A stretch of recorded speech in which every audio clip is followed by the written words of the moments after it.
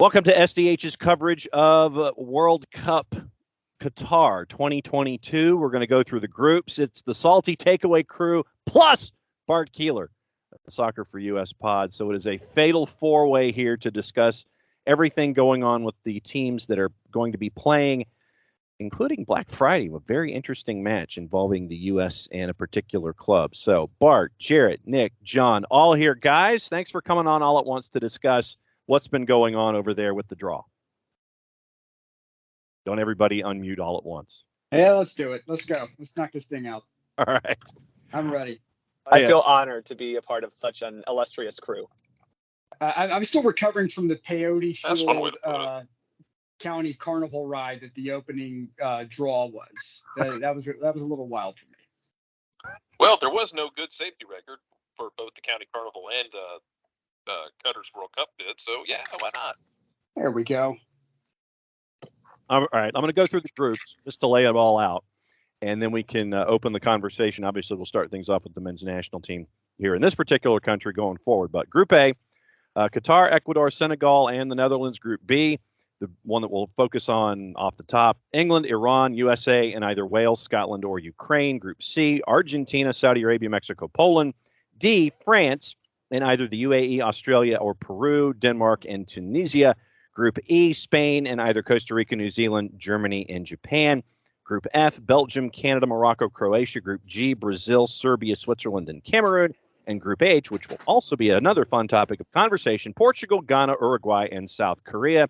So since our first topic is going to be the men's national team, we'll start with the guy that does the Soccer for You at pod. So Bart, Pot B, England, Iran, and some combination of Wales, Scotland, and Ukraine. Your initial thoughts, sir? This is a wonderful draw for nerds of geopolitics. This is definitely a group, though, that I think the U.S. can get out of. That European playoff is going to be a little tricky, but I don't think any of those teams are particularly that troublesome for the U.S. Again, I think this is something that you should get out of. But that Black Friday matchup is what I think everyone is looking forward to. USA England on Black Friday. I think it is very likely that somehow Fox called in some favors to make sure that match was that the U.S. was playing on Black Friday. Process being rigged, Bart Keeler. How I would never accuse a FIFA of coordinating efforts to make things happen. I would. So Nick, you look at this Group B with the U.S. What do you think? I'm going to disagree with Bart. I think this is a very, very dangerous group with that European playoff because styles make fights, right? I'm a big fight guy. I believe styles make fights. And I go back to 2006 when Italy played Australia, and everybody thought that Italy was just going to walk over Australia. But tough physical side made life very difficult for the Italians. And in this group, I think that if you look at Scotland and Ukraine, and Wales can be dangerous, right? Obviously, but with Ukraine, if Ukraine gets into this, that's going to be a highly motivated side. All their players play for, from what I understand, larger clubs, and they're going to be highly motivated. And so I think they can be very dangerous. The Scottish can turn, just about anything into a knife fight inside a phone booth, and Wales has fantastic speed. They can be dangerous as well. Overall, I think it's a good draw for the United States. But at the same time, yeah, this group, it looks like it was constructed by Vince McMahon himself. It is the geopolitical draw if there ever was one. All right, Jarrett. Wales, Scotland, Ukraine, slipping into the B4 position. Bingo! England, B1, Iran, B2, USA, B3. And you look at the way that the schedule is laid out for the U.S., their first match is against the European qualifier, which gets them warmed up into England, and they wrap up group play with Iran. What do you think? It just depends on how that playoff goes. You know how I feel about Scotland. I need this to happen because I need Scotland-England Part 2. I need that street fight to happen. It ain't happening in another country this time. That's all Scotland will care about. Does that mean Scotland might actually score goals, or? They might. They scored goals getting to this point in the qualification process. So they finished second behind Denmark. Denmark ran the hell away with that European group. Scotland will go. They go as Super John McGinn takes them. Lyndon Dykes as well has been scoring for them. Just basically playing as like a 1960s era big target nine. Just basically a gorilla playing on the field in the number 9 spot. I don't know that they can get through both of those, and whoever comes out of it, it's not a terrible start for the United States because I think they're better than all three of those teams. Wales can be tricky because Gareth Bale can just have his day like he did to get to this point where they took out who was it? What Austria was they just beat? What Austria was it? Who was it that Gareth Bale had the two set pieces where it showed that all the golf was incredibly healthy for him recently? But whoever they beat for it, I mean, he can have those days. England's a tough side, but I think you are in a position where you can say, hey, we got to go beat Iran. And yeah, I mean, it's not like beating up on the easiest teams in the world, but it's a doable group, and I will be immensely disappointed if they don't get out of it. All right, Nick, there's going to be a couple of problems here for England. I would say, if you're England, I think that that's true. The club's going to be feeling the team's going to be feeling very good about the draw. But if you're England, there's some things to sweat here. One is that the United States, a hell of a lot better than a lot of folks in England may be giving them credit for.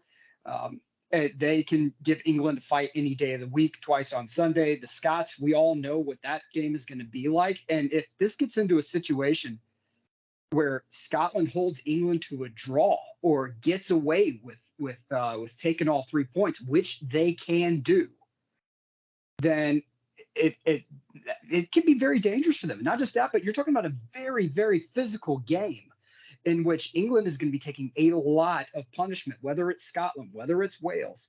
And if it's Ukraine, it's going to be a completely different kind of game altogether. But the personal feelings are going to get involved with Scotland or Wales versus England is going to be absolute trouble for them. Iran is something to think about with them.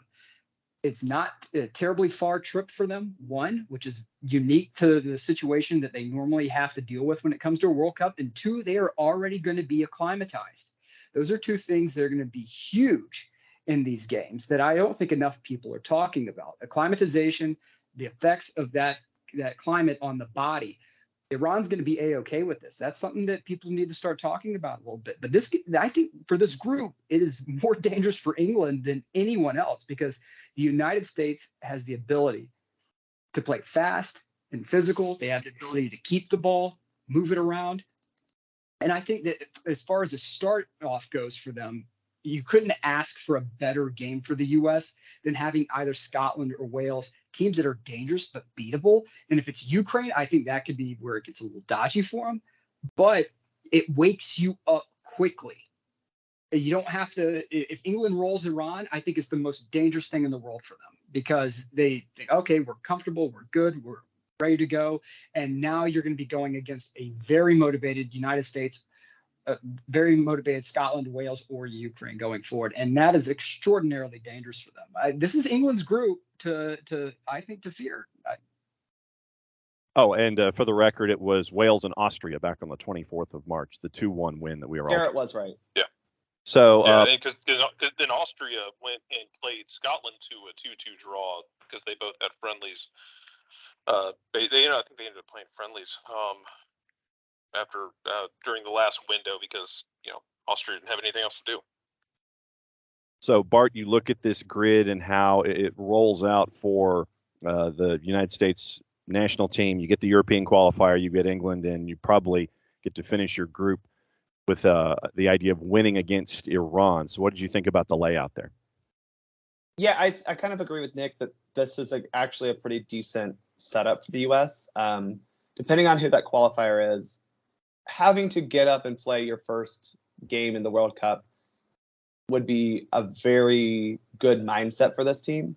I'm a little concerned if it is Ukraine, because we saw this team go to El Salvador and a very emotional match for them and not perform at their best. So, Ukraine coming into a World Cup after a year that their country has been under siege would be a very emotional match for the Ukrainian team. But if you're playing Wales or Scotland, you are fairly confident you know what type of game you're getting into. And as long as you can prepare for that, I think that you can navigate it well. England is just a game that you try to get as many points as you can off of them. And then the final match against Iran, I know that they won their Asian qualifying group. I'm just not entirely convinced that they're a team that we should be fearful of. I don't think that they have offered anything that we can't necessarily deal with.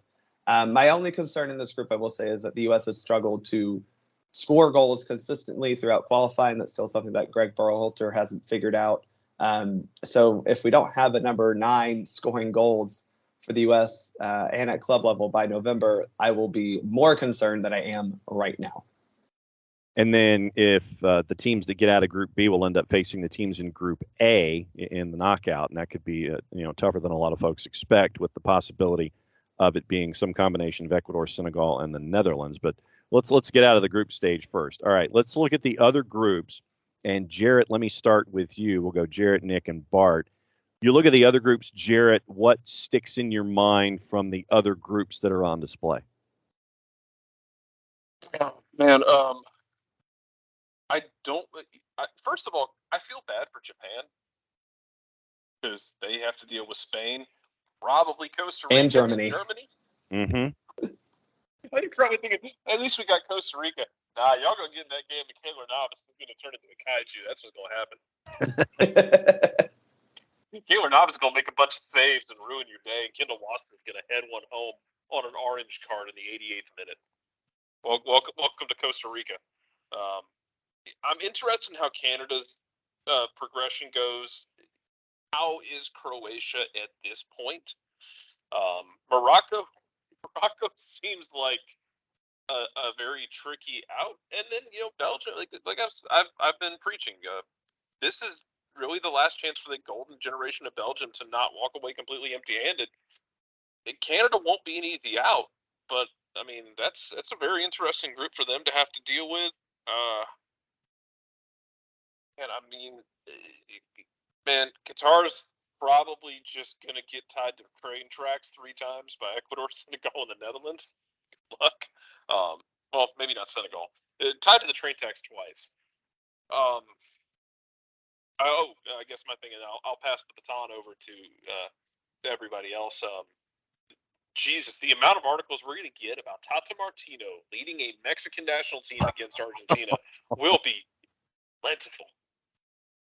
Well, and Nick, Group C, you're dealing with Argentina, Saudi Arabia, Mexico, and Poland. So you have a group, Nick, that could have Messi, Lewandowski, and Mexico in Group C. Yeah. Yeah. This is a group where Saudi Arabia is going to look at the tremendous fiscal investment that they've been making in soccer and be like, what in God's name have we been doing with this money? Because you're going to get washed 3 times in a row. Poland, I think, is a sneaky out.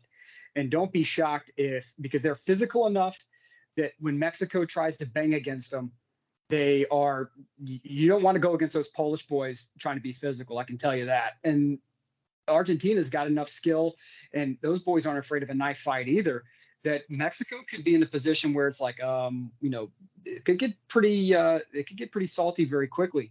But to me, the things that stick out, number one, Group F, Canada, they've got absolutely nothing for winning their group, because Morocco, I think, is going to be a tough out. Croatia, I think, has a couple of teeth left, not too many, and Belgium has a point to prove. Japan, I think they're going to be a little bit of a tougher out than people are giving them credit for. Spain is not going to overlook Costa Rica if it's them, because they are very well acquainted with Mr. Keylor Navas. They know exactly what they're going to be getting.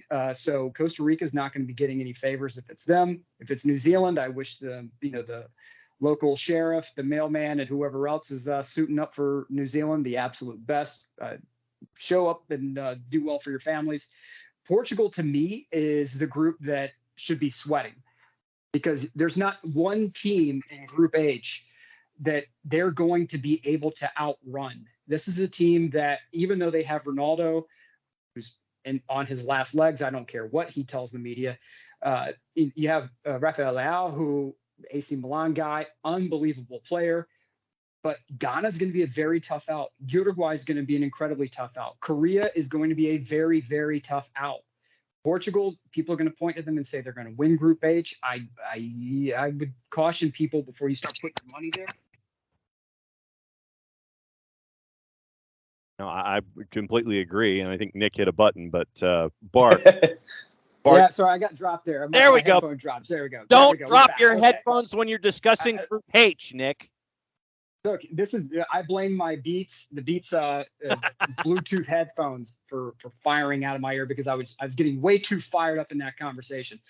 But Group H to me is, again, I think that's one where people are going to start putting their money down very early on Portugal. I'd be very cautious with doing that. Group G, I think, is going to be what it's going to be. But Group C and Group H to me are going to be Group C and Group H are the absolute knife fights of this tournament. There's not a real group of death, but if there's two groups where it's going to be an absolute bloodbath, it's going to be C and H, and that's my final answer on those particular subjects. Okay, Bart Keeler, discussing Group H and Group C and possibly Group F. When you look at the other groups, what sticks out in your mind? Yeah, I kind of feel bad for Canada, but I think they're in a good position when you look at the teams I have to play. Belgium and Croatia both being probably the contenders there. If Canada can play the game that they've been playing the entire qualification cycle, which is hope that you hit people on the break, then maybe they can beat both of those teams. This is probably my U.S. hat being very, petty and still not believing in Canada. But Canada, man, they have outperformed their XG to like an astronomical degree. And I just don't know how long you keep that up against teams that probably won't give you the chances that teams like, even the United States here in CONCACAF are more likely to give up. I just don't see Belgium and Croatia giving Canada as many transition moment opportunities as Canada's had in CONCACAF. So I'm not sure how Canada navigates their way out of Group F. But if I'm Group E, I'm not confident Spain makes it out of that group, to be quite honest. I could see Japan and Germany giving them a lot of fits. I depending on if it's Costa Rica, I could see Costa Rica just giving all three of those opponents a tough match. Because last time I checked, if you don't score any goals past Keylor Navas, then if you're Costa Rica, you're still getting out of the group stage with 3 points. Right. That would be that's the route to victory for Costa Rica. Just make sure Keylor Navas is fit and can play all 3 matches. But man in bubble wrap is basically. Yeah. Maybe him starting on the bench for PSG so far it will help them out. But I don't know if I'm confident that Spain will make it out of Group E. Similar to the way Nick talked about Portugal in Group H. There's not enough variance between the rest of the teams, right? Like those 3 in Group E are very stacked together and all very quality teams in their own right. Group E I would be frightful if I were Spain, but I don't know. I'm not sure how many CONCACAF teams make it into the round of 16. I'm not confident for Mexico. I'm not confident for Canada. I don't think Costa Rica can pull off that unthinkable. Maybe they can. Who knows? 8 months from now. And the United States, though I think we should get out, it's not going to be, a shock if somehow we're not into the round of 16. But it's going to be a knife fight for every single CONCACAF team, because the draw hasn't, while it may have given us a slightly easier matchups in some instances, overall, everyone has a pretty tough path, except for, I would say, the United States. One thing to follow that up with Canada, when you're a break team, when you are a team that tries to catch others in transition, I think Canada has had a lot of help by the sometimes ineptitude of their opponents here in CONCACAF. Exactly.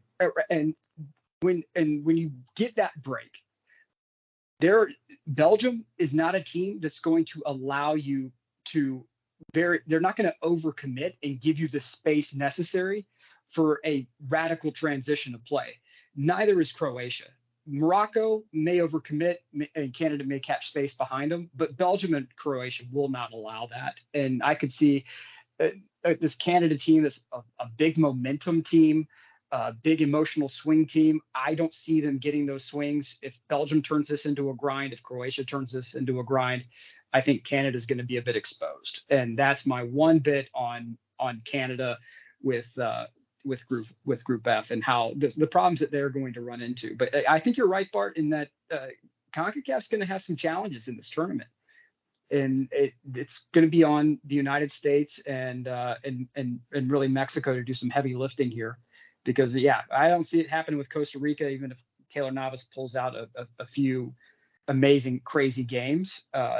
The pressure is going to be just astronomical from Germany. Spain is going to be able to possess the ball well. They have a few dynamic players that I think can make things difficult for folks. But Japan is the team that, because they're in Oceania, that they're not really getting talked about that much. Tremendous teamwork out of that squad. Very fit, very mobile. If they can put it together, they're going to be a very, very dangerous out. And I don't think Costa Rica is able to handle it. So, Jarrett, just obviously now everybody's starting to fill out their brackets and all this kind of stuff. And folks fill them out with their juice box purveyors. They sit there and they fill out their brackets in pen. They're that confident. You look at match 52, and this is just as me buzzing through everything as we get into the knockout stage. And it looks like Group D is going to be France and everybody else. Group D with France and everybody else. Match 52 is slated to be the winners of Group D and the runners-up of Group C. So you could have whoever finishes second out of Argentina, Mexico, Poland going up against France in the knockouts as your first match on Sunday, December the 4th. Nick, what do we say about France? And France is just as likely to beat themselves as to beat anyone else. Attaboy. There we are. I do not trust France as far as I can throw them. France is an immensely talented team. France is also a mentally insane team. Totally capable of exploding and or spontaneously combusting as they are dropping 4 goals on somebody. It'd be a really fun match. It just depends on which France shows up at the World Cup. And I know that sounds like a king cop-out, but, man, it depends on which France shows up at the World Cup.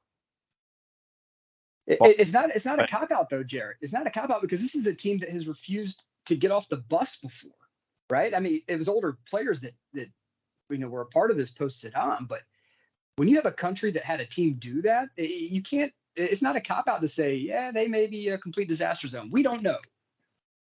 Well, and it seems like, they have the one World Cup where they seem like they could beat anyone, and the next one they have the World Cup where they are great at beating themselves. And obviously 2018 was the World Cup in which they beat everyone. So it seems like 2022 should be the one where they spontaneously combust. All right. So before we go, and thanks to each one of you for coming on basically an emergency basis as soon as the draw was done so we could do this where it's Salty Takeaways World Cup style. Let me start with Jarrett, and I'll go Jarrett, Nick, and Bart. Jarrett, who do you think will be the most disappointing big-name club, big-name side, big-name country here in this tournament as the grid is now laid out with the groups?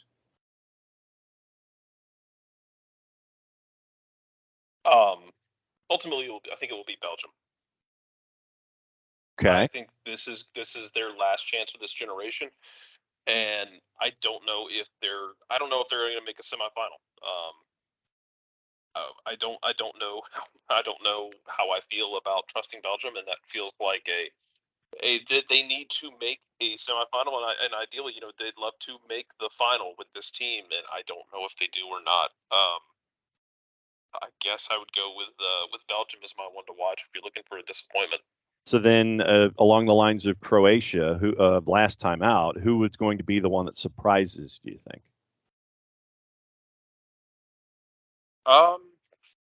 Looking over it real quick.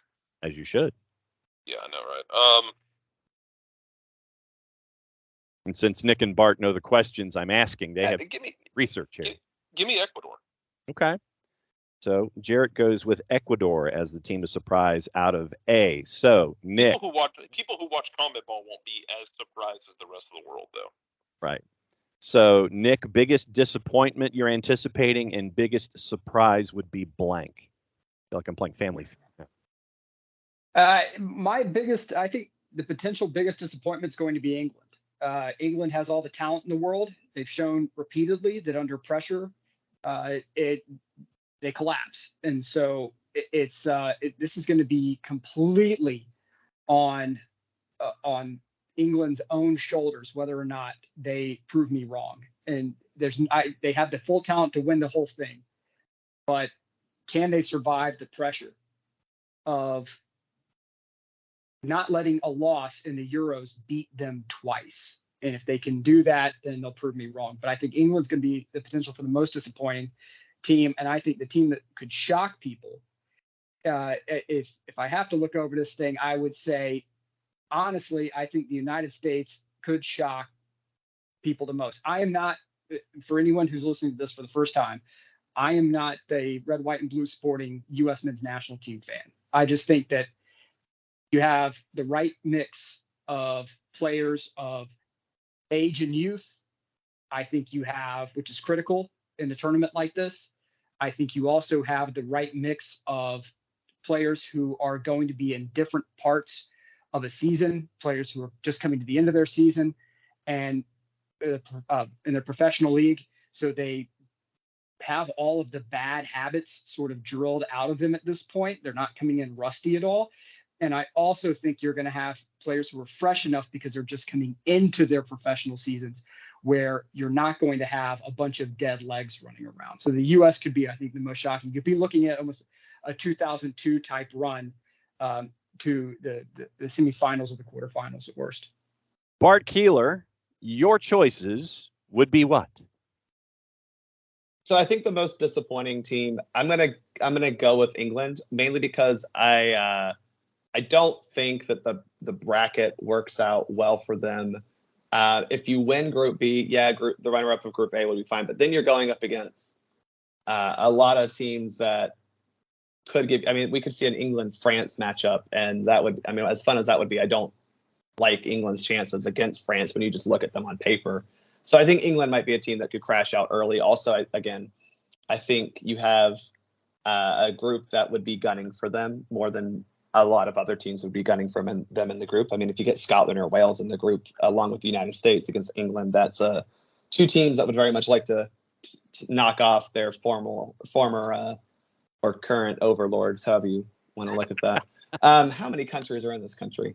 And I think the team that could really surprise people, I don't know if this would be a surprise, but I really think that this is a bracket for Argentina that matches up well for them until the semifinal. I don't know if that's a surprise, but I do like how Argentina could win their group, and then they have that top half where they would face off against, I think it's Brazil in that semifinal. It would be fun, but at that point, it's anyone's game in a semifinal. But I don't know if they're they're the biggest name that I think most people had a lot of questions about. They won. They did well in CONMEBOL qualifying comparatively, but Brazil was all over them. They won Copa America, but what was that really? I think they just have a very nice path that they have in front of them. So that's why I think Argentina could be making a surprise run to at least a semifinal, if not the final. Okay, so time to promote before we get out of here. Once again, thanks to everybody for hanging out with us here on Salty Takeaways. Hold on, we're not getting a projected winner. We're not doing a projected who we think's going to win it all. But Nick, that's what's part of the projecting here is, we got to save some stuff for soccer over there, don't we? Hell no, we need to put stuff on the board now, sir. On the board now. Put it on the board 6 months before the event and before we even know who makes a knockout. 234 days away, and Nick wants to put winners on the board. Go for it. No, it's okay. I think it's Messi's tournament. I do. I think Copa America. One thing I do have to push back on Bart is that I think that Copa America really is the turning point for this Argentina side. The team that could never get the monkey off their back, the team that could never get Messi to the top. I think it is setting up perfectly for them. And at PSG, where he can sit and relax and do basically nothing if he wants, he's going to take all this anger and venom that he's dealing with right now, and he's going to pour it into this World Cup. And I think that the Copa America was a complete game changer for them. I think this is Argentina's tournament to lose. Okay, so Jarrett, since Nick has put that on the board with posits, what do you think? You're going to put out a winner, or are you going to save it for at least soccer over there and be under 232 days before making a finals prediction? I think we've stunned him. No, I'm trying to think of who I would want to pick. I don't have a good pick right now. Like, honestly, it's okay. You want to go with the boring pick, Brazil? That's kind of how I was feeling, to be honest, Jarrett. Yeah, like, I'm sorry. I'm eternally tickled that Brazil rolled into La Paz last week and dropped a 4-0 beatdown on Bolivia, 3.5 miles above sea level, in just an absolute flex. Like, we don't have to win this game, but we're still going to beat you on your hallowed grounds that no one beats you on, and we're going to do it in a rude manner. Yeah, good point. All right. Yeah, I'm kind of with Brazil. They will have tougher knockout round matches, but I don't think they're as tough. I mentioned that potential semifinal matchup with Argentina, but they would have that Spain-Germany winner, and I don't think either of those teams are necessarily better than Brazil right now. I feel like Brazil has another path to get deep into the knockouts, and at some point the quality of Brazil will show through. I mean, I think they have great goalkeeping. They're really talented in the attack. I think that this is a team that, I mean, Brazil historically has just not had goalkeeping, right? We've had now you have two guys who actually can save shots, which is a revelation for the Brazilian national team. And that, I think, may serve them very well in this tournament. All right, so time to promote. So, Jarrett, let's see. We've got stuff Monday where we'll be talking about it on an Overreaction Monday on a bunch of different fronts. So, Jarrett, it's you, me, and Jason Monday morning, right? Yeah, it's game plan. Okay, so that's soccer down here Monday morning. Nick, you're ready to discuss this in depth just as much with everything else Monday night on soccer over there, correct? Correctamundo. 7:05 in Turner time. And Bart, I imagine that soccer for U.S. is going to have a discussion about this, or did we save this discussion? Did you already put everything out here on the table for us before soccer? No, we'll have a wrap up of the March window, and then we'll have an entire episode talking about the qualification process and the draw. So we'll have 2 episodes coming out in the next week or so. So Bartimus Prime 19. At SOC over there, at Jarrett_Smith, at OSG Nelson, at Soccer down here. That is Salty Takeaways World Cup draw style. I think I can say that because we're not getting into any trouble. We just can't use the whole full name. So we know the field, we know the groups, we've made our predictions. Yes. Jeff Bezos ripoff. And we get to spend a lot of time talking about Group H. So for Bart, for Nick, for Jarrett, I'm John. Play it safe, everybody. The groups are out. Make your predictions. We'll catch up with you soon.